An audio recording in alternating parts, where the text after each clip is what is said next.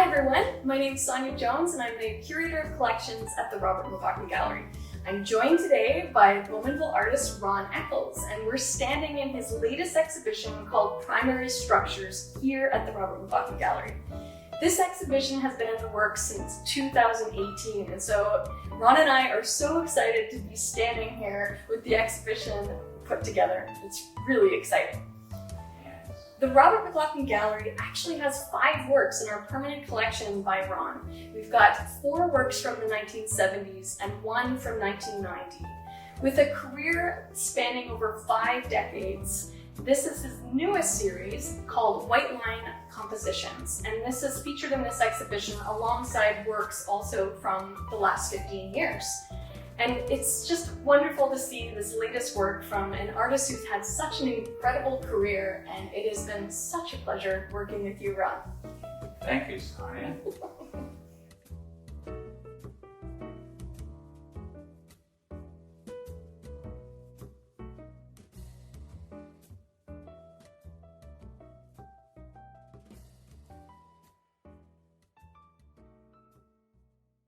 So this painting, River Ice, is a perfect example of both your white line composition series, but also your process. I just love the story about how this work came to be. Can you share that? Yes. It's called River Ice, but I have no idea when I start that it will end up having the feeling that I've experienced in real life on the east side of the Otonabee River, driving down there in March and watching the ice flow in the water. But at some point that happens, and therefore you get the subject, river ice. But I lay down a color arbitrarily just to get something started, and then adding white lines. It's just a drawing expression throughout the painting. And it started out just as a diptych. But in the process of making something, happened, it is a sort of the skeleton, really, of what's going to eventually happen. I used to do it in terms of subject matter, but I found that I get caught up with the subject and then the structure gets somehow weakened.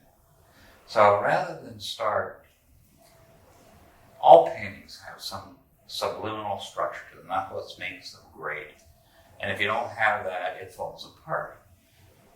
So I start with the larger gestures first, and eventually you get some kind of rhythm happening. And then you start with a white line, continued from what was originally just a gesture, and start adding. But once you start adding, it's like, well, these things have a rhythm to them. So if one's horizontal, one becomes diagonal, vertical. So you get a bobbing feeling of ice moving, because that's my experience in real life. Then you hold on to the underpainting, which are the blues, purples, and a little bit of the ochre, and it moves itself. So you got 2 things going on here, maybe even 3. You got the dynamics of the white line, but you've got the underpainting showing through, giving direction all the time. So you got that triangle repeating at the very end of here. So the eye will move across the whole work, and yet it still holds together as a composition. So then when you come to the point that it's finished, how do you know that? You talk about how the painting and the strokes and the marks kind of tell you what to do, and the painting process tells you what to do. How do you know when a work is done? Well, it does take time. I take it out from the studio, put it in a new environment, and I look at it, and I say, it's too stark. The white lines are just too vibrating. So I adjust them so you can see that there's been a whitewash put over certain areas just to take them down a little bit. Mm-hmm. and it moves. So there's another dynamic of being adjusted. So you can accept the spills that happen because it doesn't look so tight. And even here, there's a whitewash over that mopped up. So you get that kind of scintillating feeling. You can never put your finger on ice moving in a river. So it's always changing and happening. And when I looked at it, okay, we can do that. And I did that.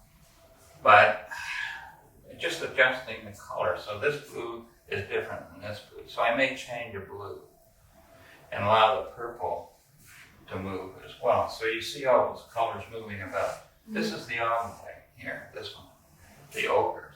I didn't see ochres in that.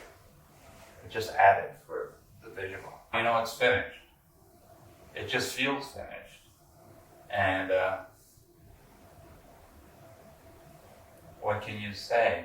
There are always some adjustments. In other words, some of these paintings are done not one at a time, but in a series of different work. Because it's oil, it takes time to dry. And one painting can lead to another. So it's always a feedback. So I may come in and maybe that doesn't work. But yes, I need to put something there.